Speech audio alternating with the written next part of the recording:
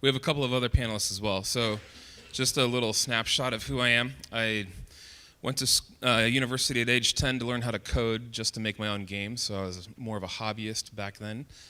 Became an entrepreneur later in life and was in the game industry for 29 years, but I've solidly moved into the crypto space recently. I've been working on blockchain technologies since 2009 and in the cryptocurrency space for a little over a year now. Blockbits Capital is a trading hedge fund, and there's several other components that are being built out right now to flesh out the whole fintech space. Dave is, you want to come on up, Dave? He can give a little introduction to himself. And Marcus as well. Come on up, Marcus. All right. Okay, so I'm David Mata. I am the other founder of Blockbits Capital, and myself, I came into working with Japheth on that from previously I'd been mobile gaming, working on a few different games that allowed me to do large-scale economic simulations on our player base without them actually knowing it. And that gave me a basis to kind of understand how virtual currencies flowed in a system where there was no actual inputs and outputs, which little did I know, a few months later, we would be focusing specifically on an industry that had no inputs and outputs that are tangible. So Dave grew that business from $6 million a year in revenue to $250 million a year in revenue, all virtual currency. He tells me it's kind of good, but you know, we eventually built out 5 different SKUs, and I was able to get each one to 100 to 150 million annual a year, or sorry, yes, annual a year, 150 annual, and maintain that over the period of time that I was with the company, which was about 7 years. And then previous to mobile gaming, did a little bit of console work, which made me learn that I was never going back into console. And I've been all over the place previous to that. I was a cook, I was a DJ, worked in advertising. Let's skip past all that. So Marcus. No, it's important because it gives you a big base of understanding, you know? So Marcus is our friend that has nothing to do with gaming whatsoever, though he might have been a gamer himself. But go ahead, Marcus. My name is Marcus Andrade. I've been involved in digital currency for many years now. I was one of the ones that you read about that got in at an early age, okay, you know, when everyone thought it was a joke, and then went out there and found the laptop and, you know, was very happy. I was also one of those that, you know, it's a story everybody says when they got in. Oh, geez, I wish I would have put in more, or I wish I didn't sell at the $100 mark, okay? But I'm still heavily involved in Bitcoin, love Bitcoin, and one thing that I always pat myself on the back for is because I always listen to my advisors. And, you know, I was told that, hey, have fun, you know, it's gonna be a crazy ride, it's fun, but, you know, be prepared for regulation. Because just like the stock market, regulation is coming. And I know that. So that led you to? That led me to originally the Atom coin, okay, and then from there to the AML Bitcoin, which the only difference is the AML Bitcoin has that white label platform under it. So we'll discuss a little bit more in detail why AML Bitcoin is so important. And full disclosure, Thank you. Everything we say on stage should not be taken as investment advice. This is purely opinions of founders of people in the crypto space. So I'm going to start it off. Have we done it? Have we killed off banks, credit cards, wire transfers, MoneyGrams for good? Or will they find a way to evolve and escape the cryptocurrency onslaught? Okay. You want to take that one first, or do you want me to jump on? I'll take it first. Right.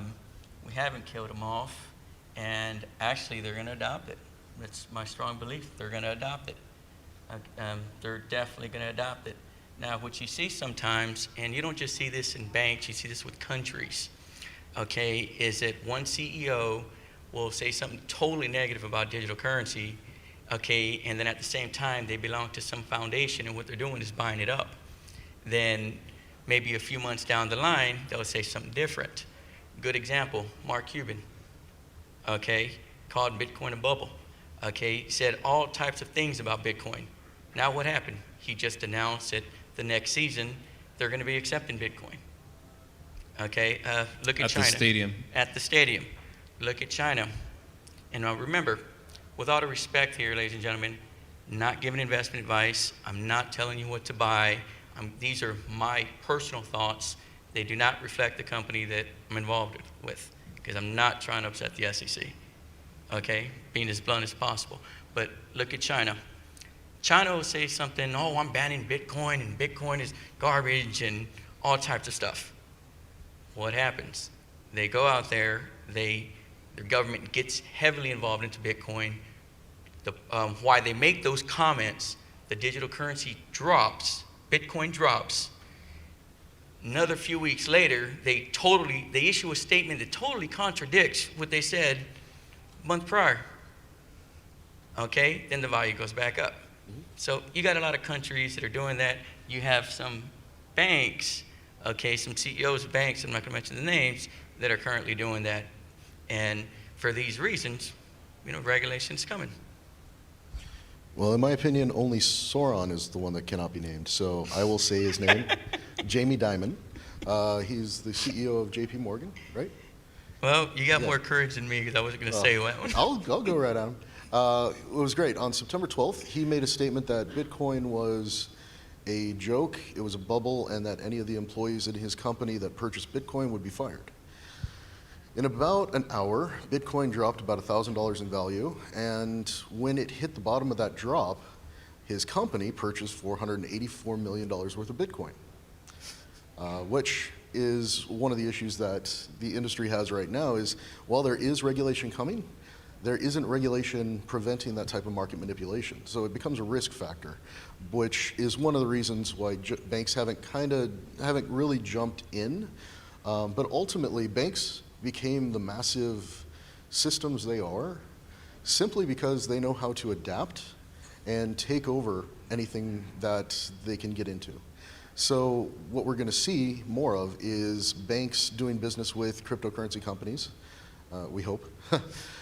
And you're going to have more options to purchase cryptocurrencies through your banks once they're able to handle two sticky little aspects of the cryptocurrency space, which is the propensity for money laundering to occur, and then having zero trackability of where a lot of these coins come from. With the banking industry right now, since the Patriot Act, we have AML and KYC validation that has to be done. And what that does is sets a provenance for all the money that you put in. So once they're able to figure that out, banks are going to be heavily investing. And I think ultimately what that's going to do is drive up values and take a lot of volatility out of the market. Okay. Yeah. So it is said that before the end of the year, 1 in 3 millennials will own cryptocurrency, and I believe 1 in 2, it's Generation Z, the one after the millennials, will own cryptocurrency. Is that the tipping point at the end of this year, or is that speaking of a bubble? Start off on that one? Go right ahead. Okay. No, I believe that those estimates are true. Two things. Got into a taxi when I was in Nevada yesterday, the way to the airport, having a discussion about cryptocurrency with a taxi driver. He already knew about it. Okay, why? And taxi driver was, maybe his mid-60s. Him and his son had been talking about it for a while. Okay, another example. This morning, went to go get a haircut. Okay, right down the street from here. Same thing. Barbers were actually right there talking about it, so we had a good discussion over it. Okay, another one. There's a really great person. She's a marketer. She's probably in her late 50s. Her 14-year-old son bought about a few hundred Bitcoins, okay, a few years back. And, one of the things unfortunately, he did sell out when they were like 40, 50 bucks, okay? And now her whole company is in the digital currency space.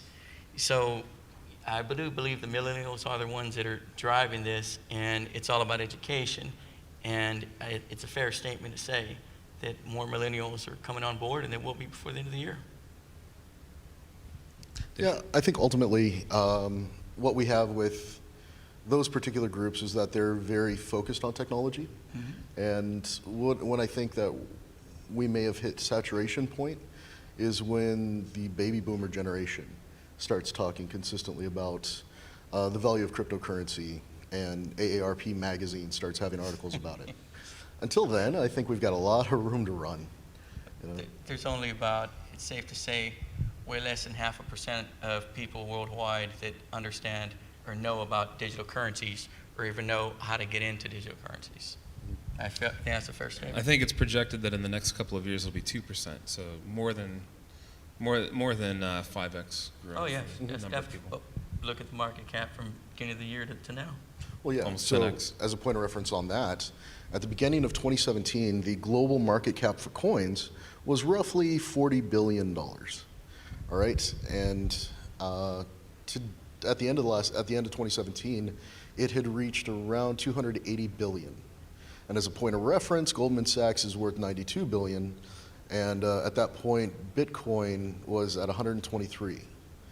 So they're not at Apple numbers yet, which are about 800 billion, but there's also just a lot of room for growth. What we have right now is that this is the first time, essentially in economic history, where an asset class has been validated by retail and unsophisticated investors before institutional investors have gotten into it. So we have big index funds that are coming up that are going to be on the New York Stock Exchange that are going to allow you to purchase Bitcoin without actually purchasing Bitcoin. And that's going to drive up it's going to drive up demand significantly, which for people that have and hold Bitcoin now, they're just going to see values increase. So. Okay. Bitcoin, Bitcoin Cash, Ethereum, Litecoin, AML Bitcoin, XRP, Dash, the list goes on and on. They're all traded like currencies, though they're not all technically a currency. What's the main functional difference between these assets that are being traded online? So I'll pass on that one. yeah, I'm not here to promote. there's about 1,100 right now, as I last checked. Over 1,000. Yeah, about 1,100, and with new ICOs every day, there's new coins being generated. So there's a lot of retraction that's going to occur. It's in an expansive situation right now. Ultimately, what it comes down to with any of these, if you view them, all right, I have to be very particular with how I say this. So I passed. Yeah. If you view them kind of the same way that you would view equity in a company, right? Are you going to buy a share of stock in a company, and what factors do you look at that would indicate that that company is a good purchase? You would want to use those same factors for any of these currencies. So, like looking at Ethereum. Ethereum has both utility and speculative value. Because with Ethereum, and I think this is what's interesting for developers, is Ethereum is a network protocol, but so it handles communications and transactions, but it also has an entire application layer that can be built upon it, where you have the ability to do smart contracts and even full processing capability, just about anything you can do with your computers as they are. So you look at those that particular value, and then you look at the team that's building it. And if you can see that those are reasonably safe, consistent, valuable, you can assume that that particular type of coin is going to survive. And so right now we have two different types of coins that you're going to find in the market. One is the securitized coin. Well, let's call it three, because I don't ever talk about currency coins. So you have three. A securitized token, which is going to be a Reg D security, just like when any of us sell a share of stock in our company to an investor. It has to go to accredited investors, sophisticated investors, and there's a long list of things you have to do to ensure that you're not scamming them, you're not screwing them on the deal. There's not many of these, and they're not easy to find on exchanges because exchanges will avoid them like the plague. There's a lot of overhead to trading those. Then you have utility coins, or those coins that they call utility coins, And what those are for is, I'm sure we've all been to a video arcade. And you go to the video arcade, put $20 into a money changer, you get a bunch of tokens out. That's what these are. You go to different machines, drop a token in one, and you get some sort of value out of it. Those are freely exchanged on exchanges, and they're kind of like, they're treated like currency right now because most of the networks that those are for don't exist yet, which is kind of a risk factor for a lot of people. So you have to look at what are the risk factors involved, what kind of coin is it, how much do you want to risk, and then you can make a determination if you think in a year Ethereum's going to be around or not. Jump in on there. Okay. Like you said, what's behind the digital currency? What do they offer? What's something different? What's unique about it?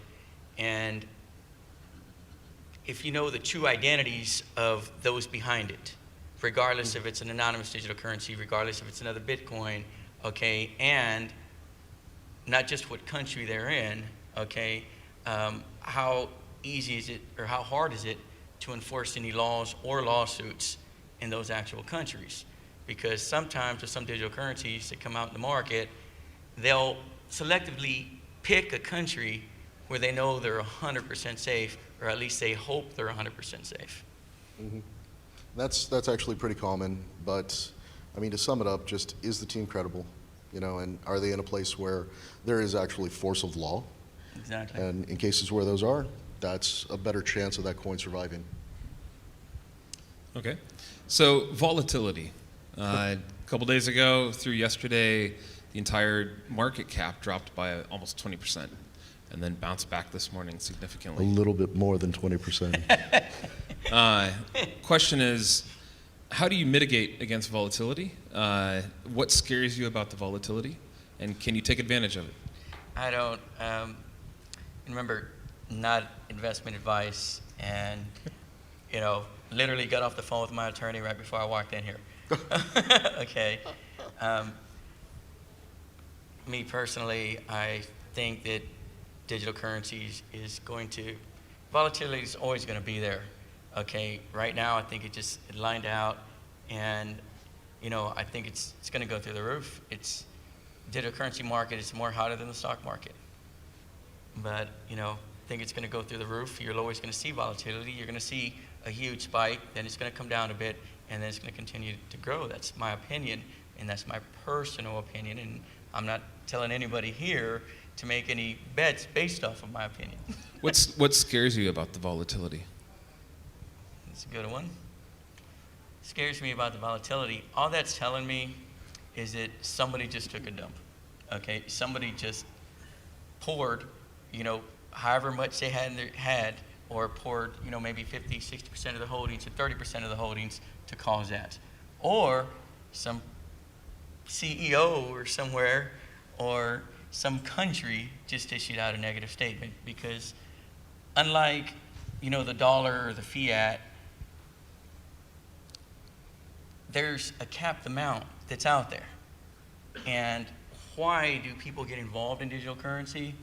Okay, in my opinion, because everybody always assumes that I'm going to come and knock Bitcoin, which is not the case.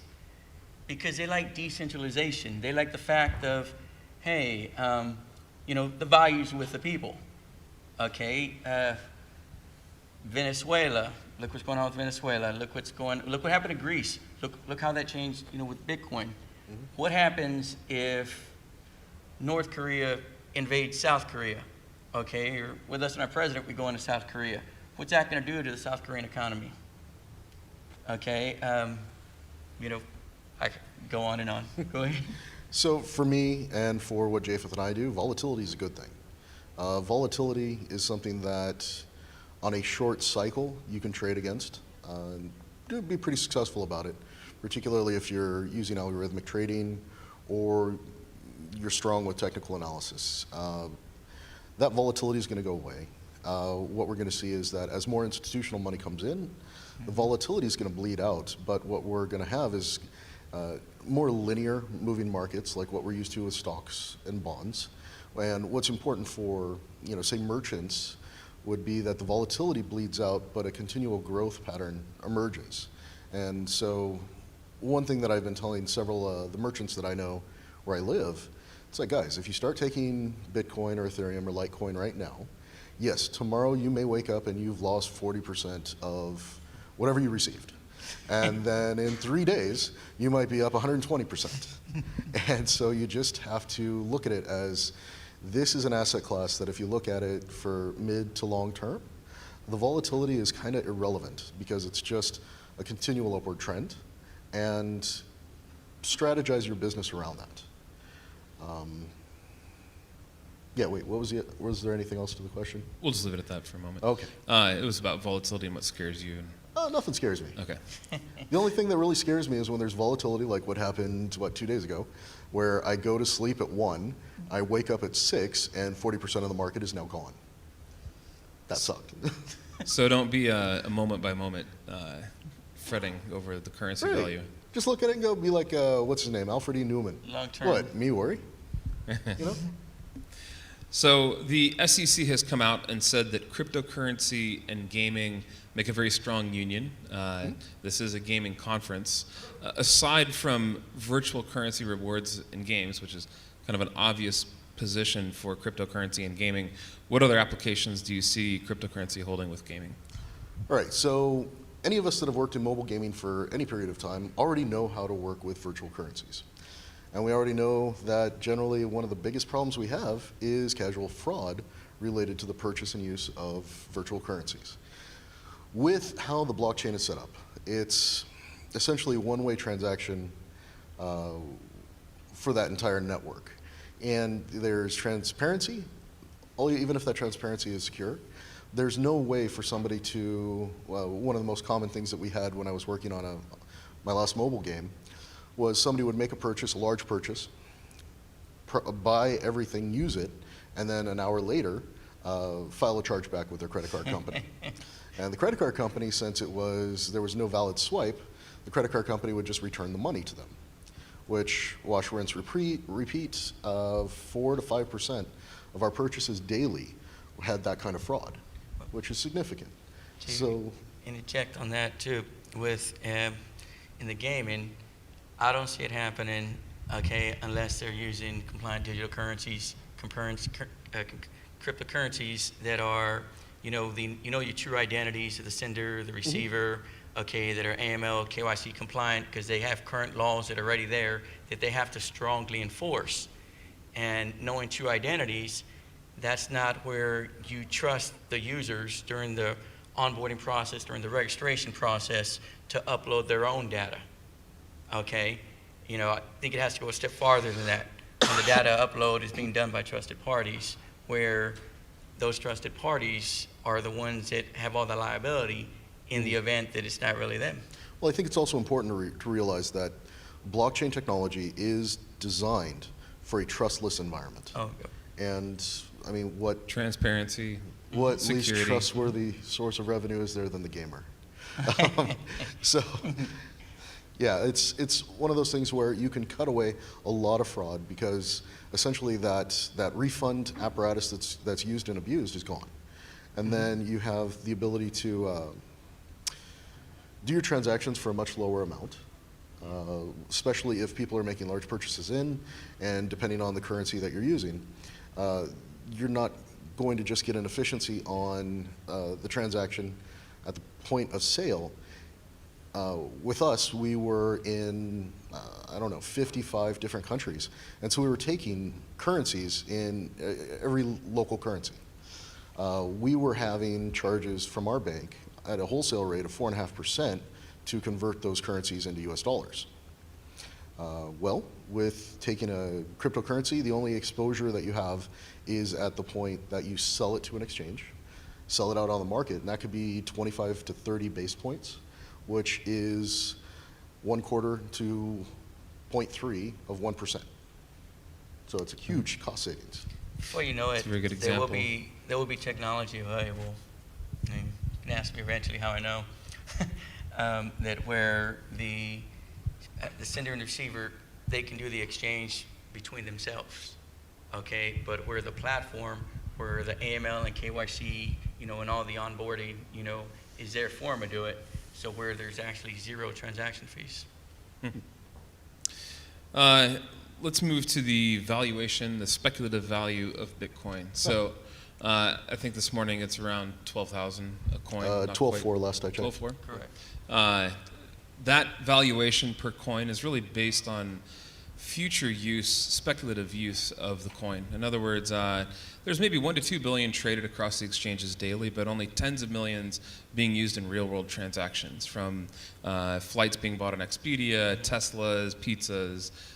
There's very, very little real-world transactional use on the coin. So that doesn't justify $12,000 a coin price point. But the market anticipates that they speculate that the coin will be used in the future. So looking at the legislation that's coming down the pipeline, the Lawful Digital Currency Act, and then also in the EU, a very similar passage, which I can tell people about after if they want, has taken a different approach.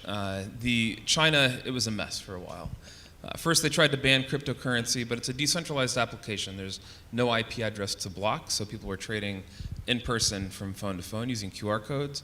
Then they tried to block IP access to the exchanges, but if you've been to China, everyone uses a VPN to go outside the country to download the currency. The US Senate said, we don't have a firewall around our country. We're not going to tell citizens what they can and can't own.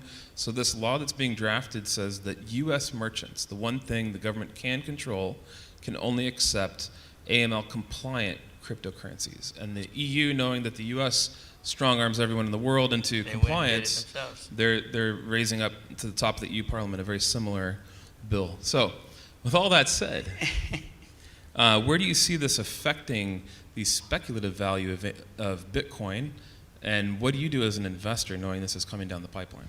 Well, first question I'll answer, not the second. First question is, I've traveled all around the world. I'm, booked for the rest of the month, all next month, following month, and I meet with regulators everywhere. Okay, and to be frank with you, you can't ban a Bitcoin. Okay, you can't ban those who are using it. Okay, not going to happen. You can try, but what's going to happen? They're just going to go and download a wallet. There's, anybody can use a wallet. The wallet can receive and send transactions. Okay, you can't do it. But what you can do, what Japheth is mentioning, is that you can pass certain laws, you can do certain things to regulate those merchants, those companies that use it. Meaning, make sure that, how can I put, that they do, AML and KYC during the onboarding. Or if you're going to buy a digital currency from, one of these merchants, if the client is going to give the merchant a digital currency and the merchant's going to accept it, well, the merchant needs to know exactly who that client is, okay, before they can actually accept it. So just come down to AML and KYC on the merchants. So right now, the way it is now, it's where the exchanges have to do it, right? Like your Coinbase, your Poloniex, or, they got to do the AML and KYC. Well, eventually, I see that going a step farther, so where any actual merchant that accepts it as a form of payment will have to do it as well. And okay, I'm not going to talk about price. All right, so I'll take the price question. To be honest, Bitcoin is Kleenex, Coke, Xerox. It's the first one. It's the market owner. It has the biggest mind share. So when you get disruption, we have to keep in mind a couple things. One, it already owns the entire category. It's, as of right now, roughly half the market cap for all world coins. The other thing to keep in mind is that the US, as of right now, is only about 30% of the volume for Bitcoin. So that means a impact on price from something that's originating from the US is not going to be significant or long-term. With that said, like we said earlier, there's no advice being given here, but I'll go out on a limb. For 2017, my prediction was we would get 12,500. We hit 19. The end of 2018, I could see it going to, 50 grand would not be unbelievable for a single coin. and that would give it a market cap of about 1.1? So that's Yeah. very conservative. Trillion, 1.1 trillion. I trillion. think that's very conservative. Yeah. I mean, if this was a closed discussion like we had at lunch, I'd go with a higher number, but. We had a pretty good You know. discussion at lunch. Yeah. I promise you I talked way more. And then, yeah, I think that's where at least I'm going, and that's where I'm putting my personal funds, in that belief. So I think Marcus is a firm believer that the AML compliant currencies are the ones that are going to eventually win out, and that's why Marcus created AML Bitcoin. He can talk about it later, but I see that in almost every currency on Earth, about 1% of the currency is still used in the dark markets, the Silk Road type of activities. Do you think Bitcoin is going to remain in that, or is it going to find a way to survive the coming regulation? Once again, We know this regulation is coming, so how does... Okay, for starters, people say all the time, Bitcoin's going to be used for criminal activity, okay, and you know that's why we need regulation, and you say it all the time. Well, how much is a U.S. dollar being used for criminal activity? Okay, it is. Now, I just think it's an unfair statement to when people say 1%, 3%, 4%. Yeah, so in every organization out there, every group out there, you always have your rotten apples. It's always a small percent. But when they try to do regulations, which they did try to, and there was a lot of discussion even here in the U.S. about trying to ban it completely, okay, based off these so-called percentages. I just, didn't think that was right. But what I do know is compliance is coming. That's why I got involved in it. And there was another part of your question, Japheth. What was it? Basically, how do you see the market going forward as far as the use of Bitcoin? Well, I see them regulating the merchants, like I said, and I don't think that's going to sway the, well, there I go get into price. Okay, I don't really think it's going to, it's going to hurt anything on digital currency, whether the merchant's doing the AML or KYC, or whether it's a digital currency that automatically has built-in functions of AML and KYC. Mm-hmm. And I think something that we keep coming back to is that regulation's coming. And, that's actually for the better. Because right now, with some of the mechanics that are inherent to the cryptocurrency market, a lot of people that, suddenly decided they have to get into it. Hey, I'm going to get a loan and put all my money into Bitcoin, and in 3 months I'll be able to take it all out and pay off the loan, and I'll keep profit in there. And they're getting hurt. There's people that are losing a lot of money just simply because, you send to the wrong address, wallet to wallet. Wallet is basically just a storage device for the hash numbers that represent the coins, and you send it to the wrong one, it's gone, for good. Somebody you've never met, or a wallet that may not even exist, now has whatever you sent it, and that's kind of a big disruptor that is going to prevent a lot of easy movement for regulation, as well as just uptake from the greater population. But I was having a discussion with the VP of Ops for a casino, and we were talking about specifically just rate of fraud, the rate of use for illegal and vice purchases that are occurring right now, and Silk Road came up. And what we eventually got down to was when it comes into a heavily regulated marketplace, which is what a casino is, the only way they'd be able to move forward with utilizing cryptocurrency is if there was strong regulation. And that, married with what we know, Japheth and I know from our attorneys, we could potentially see a broad usage of cryptocurrencies that are compliant within the next couple of years in the cannabis industry, casinos, various other vice industries. And that will allow for, just better taxation models for the people in those industries. But that's deviating a little bit. Just to bring it all back together is, with that regulation coming, we're actually going to see, my belief is that the coins that survive, the cryptocurrencies that survive that, and figure out how to work within the regulatory guidelines here in the US, they'll have significant upswing because then institutional investors, guys that are considerably bigger than Japheth and I, are going to come in and buy up billions of dollars worth of assets and then transact with them. So the coins that'll survive at that point are going to be very large. I Okay. totally agree, and especially those that are regulated, and who knows, maybe they're publicly listed companies. So I had a couple more questions, but I do want to let the audience have a chance. So I'm just going to wrap it up with one last question.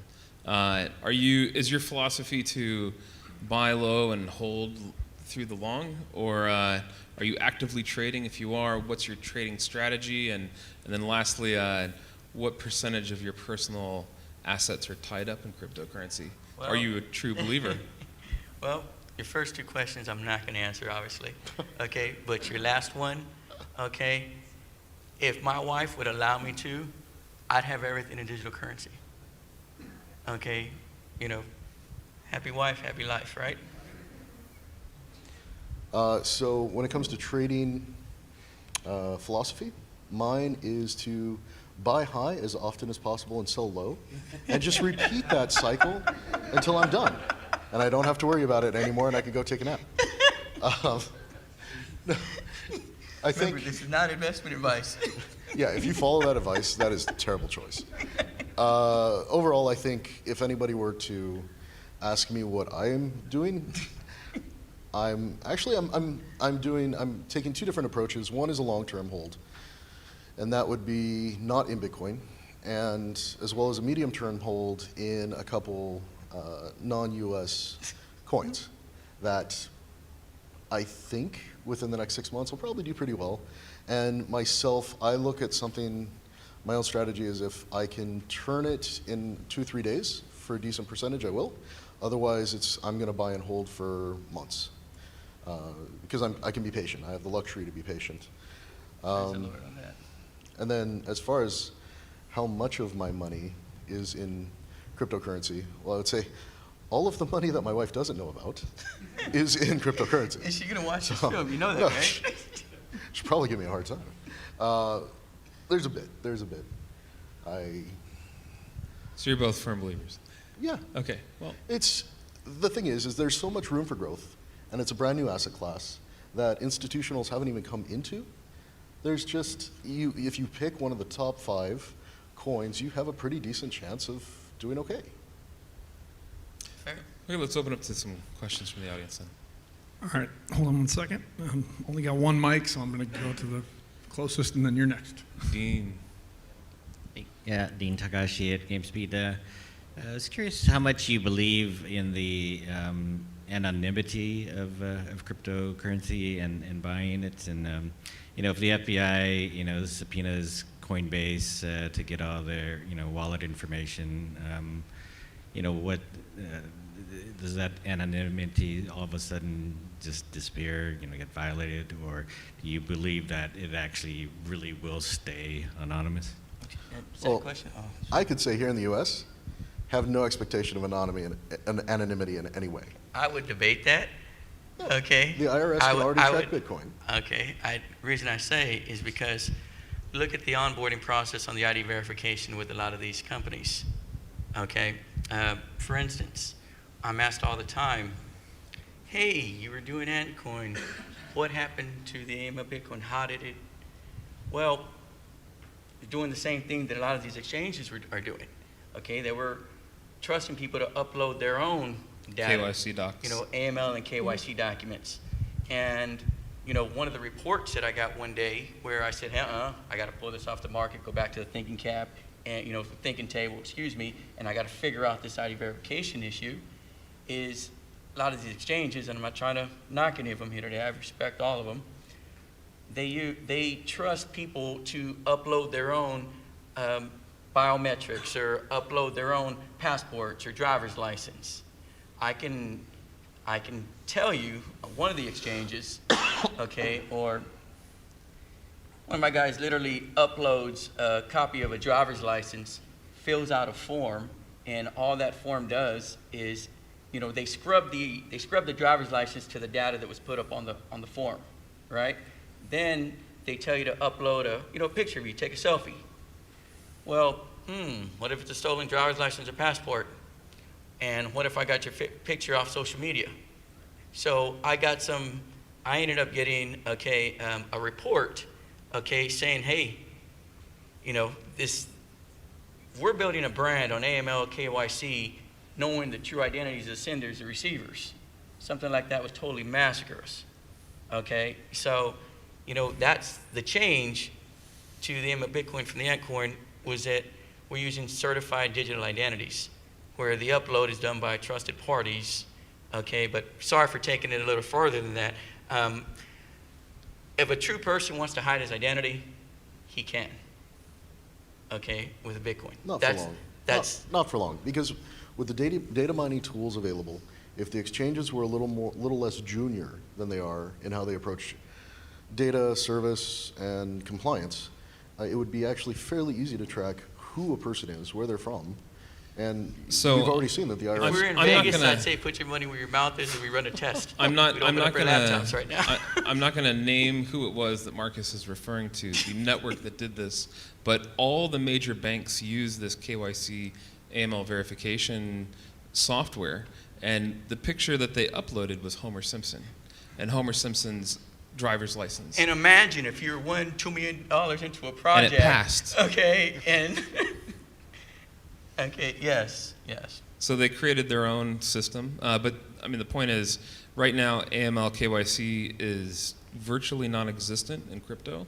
I don't see it coming to the table with Bitcoin or the currencies that currently exist, but from the ground up within the currency itself, I think it needs to have that verification, or it's not going to happen. And I think the coming onslaught of regulation is going to regulate it to where all of the merchants, the real world use of the coin, are only going to be able to accept those regulated coins. So, and I don't see the $12,000 a coin that Bitcoin is valued at disappearing, and Unless that they're working with the fund, obviously. yeah, but I don't see that disappearing off the market. I think it's going to move over to, people have invested too much real money into the system for that value to just disappear. I think it's going to move over to the regulated coins.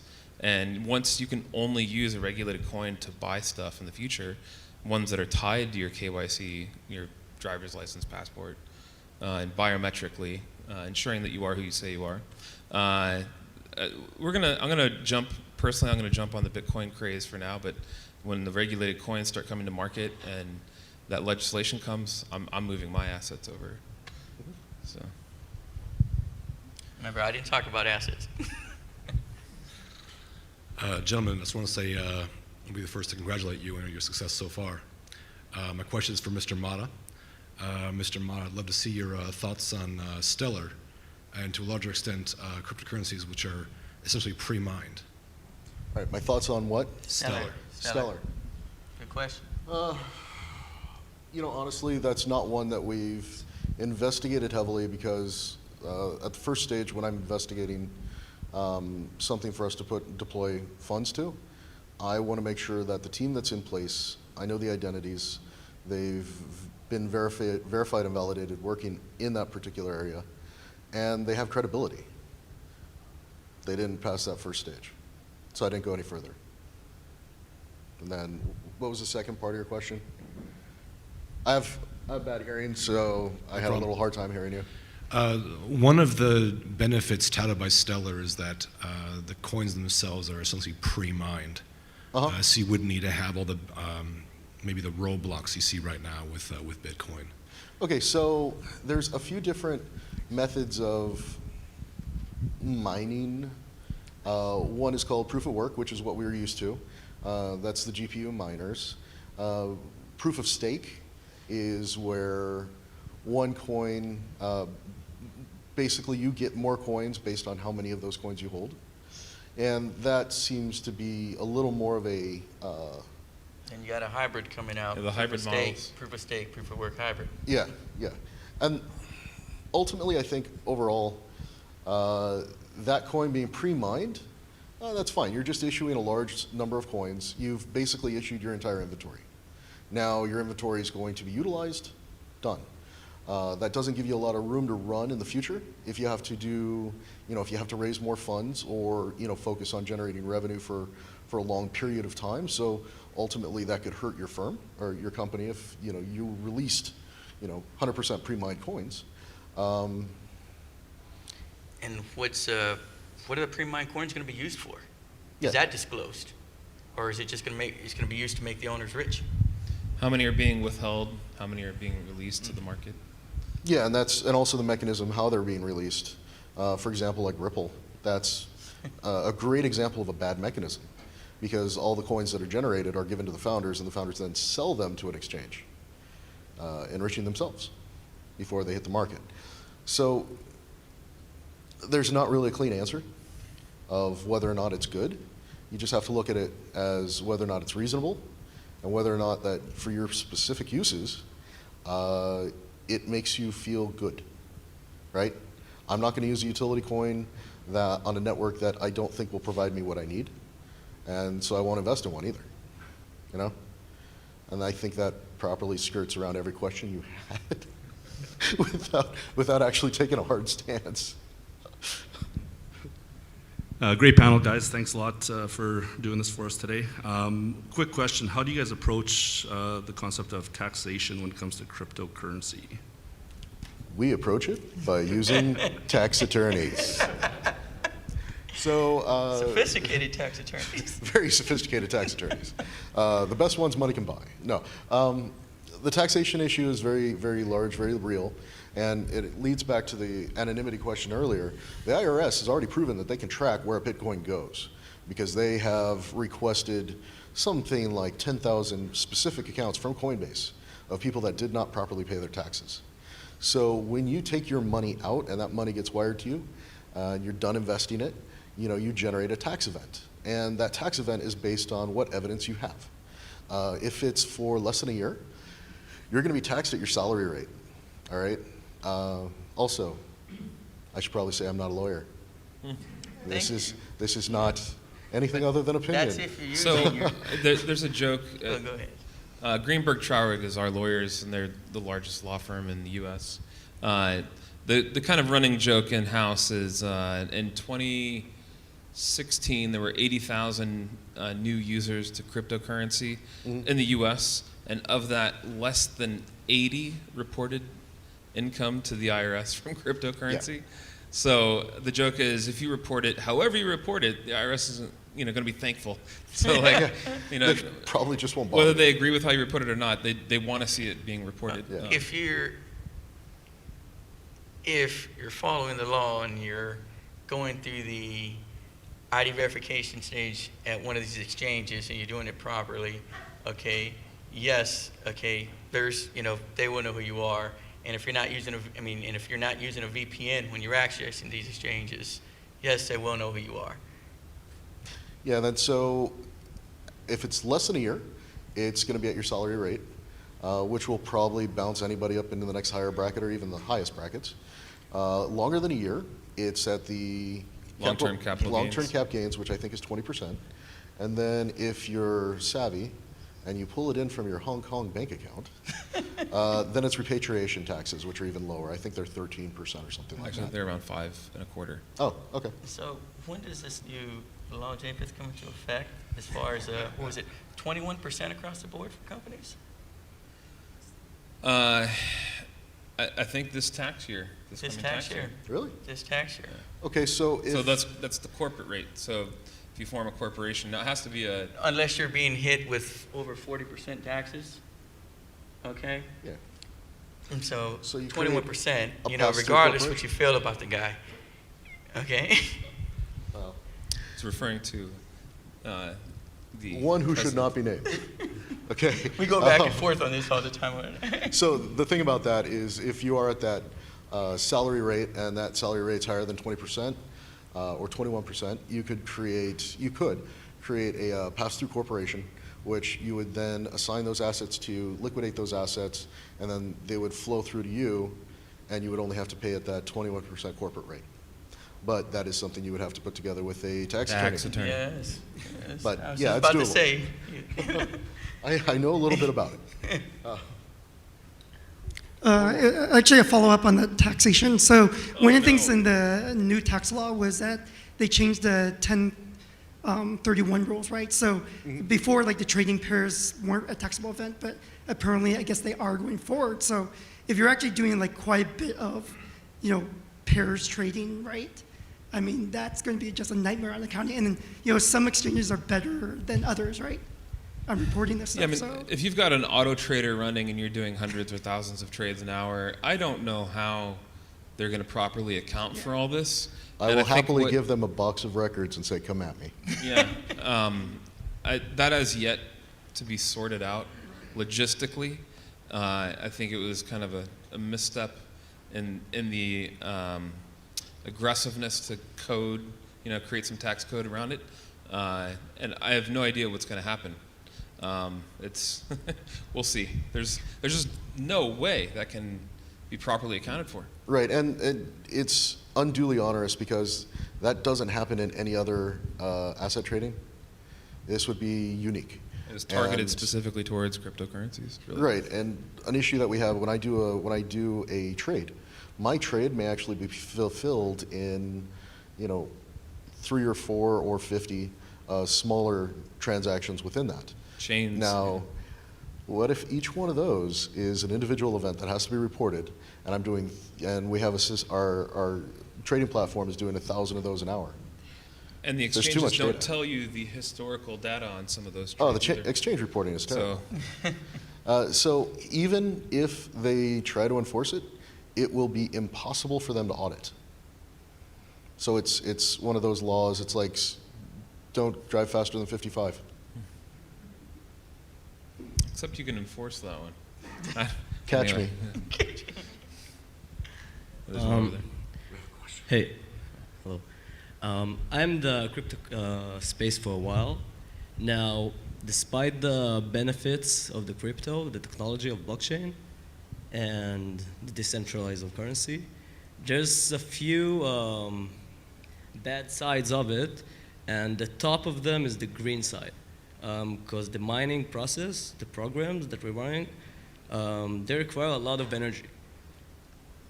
Probably one of the most wasting of energy to create money. Correct. So instead of Proof of work. stock exchanges, which require way less energy, this costs a lot of energy. So you are very involved in the space, as I can see. Do you do things, or do you care about it, or how do you see the future in that sense? I'm a hunter. I care about it. But one of the things that we keep in mind too, there was a report recently released back in November that did a comparison between mining of Bitcoin and mining, or the creation and transaction on the wholesale side of a similar amount of US dollars. And it was found that the Bitcoin mining actually reduced power consumption in that process by 1/3. So even though Bitcoin mining is, the proof of work concept is very resource intensive, it is still, at least marginally, more efficient than our current system. Once it's So- been mined, then the stress on the system reduces significantly. It's the mining that causes the stress in the system. Yeah, And- but- and the mining can only last for so long before you've exhausted all the coins that can be mined. And so then when you compare it dollar to coin, dollars are far more expensive to generate than the transactional use of the coin online. Also, when there's more and more coins every day, because we stop mine Bitcoin and then we start mine. Right, we stop other mining coins. Bitcoin, we go to, So the mining Ethereum, we go process to always- any other proof of work. I haven't seen data on any of those. Honestly, I've only seen research information on Bitcoin, and something As that well, I've, that report was talking about the peak use of the mining and not the average, which was a bit deceptive. Unless you're mining a coin where your mining strength comes from how many coins you own. right, and that's proof of stake. So one thing that I keep in mind is that a lot of the places where there is mining, I live in the state of Washington. There's a big mining area called Wenatchee. And the reason they have a big mining area there is they have 3 hydro dams. And it's essentially generating completely renewable energy. So, okay, that energy is being wasted, but it's not coming from a non-renewable source. And then What I would like to see, honestly, is miners that are utilizing more renewables, so creating their own solar farms in places where it's windy, putting up windmills, because that's going to, over time, reduce their costs, because now they're generating one of the biggest costs involved, in the mining is the actual electricity used. If you can reduce that value to zero or near zero, yeah, I mean, they're going to do it because they've already got a phenomenal amount of capital invested, So I think we'll see that soon. We had a question over here. Yes, hi, great panel, thanks. Switching tracks for a moment, what are your thoughts on consumer recourse in an environment where those private keys are a massive single point of failure? Well, how do you mean? Like, what would be the case you're thinking about? Grandma Josephine forgetting her password or key to her crypto. Yeah, ouch. Yeah. I mean, we were working with one of our LPs earlier this year, accidentally sent about $50,000 worth of Bitcoin to the wrong address. Can't do anything there. So will there just be a permanent generational divide? For Bitcoin, yes. For I mean, lotteries, yes. But Yeah. it depends on the actual digital currency you're talking about. Some of them have it where it's actually possible for a reverse transaction within an X amount of time. Okay, but as far as losing those personal keys or private keys, I don't think that you're going to see an administrator of a digital currency, of a not anonymous digital currency, be willing to hold those keys. So my wife, I'm positive she's not going to listen to this recording, is not always the most mindful person when it comes to her belongings. Twice she's lost $900 in cash because she lost her purse. It was the exact same amount both times. It was really strange. But it's just like losing cash. You can't stop the loss of cash. If you lose cash, how do you recover it? You can protect it in a bank, federally insured, but when it's cash, it's gone, it's gone. It's kind of the same concept. Now, here's where it gets a little interesting. So you lose those coins, and say you don't accidentally give them to somebody. They're just lost. They're gone. You can't access them. Nobody else can access them. There's only going to be 21 million Bitcoin total. It's a deflationary currency. There was some research stating that about 30% have already been lost, which is huge. Now, what you have is a continually shrinking supply and increasing demand, which is going to directly impact price. So as more and more people lose them, we're going to see demand's not going to change, or it'll creep up, but that supply just dwindles and dwindles. So while it's unfortunate for grandma, for other folks it may actually help them. All right, I think that's all the time we got. Thanks a lot, gentlemen. I think it was a riveting panel. Appreciate your time. Well, thank you for having us.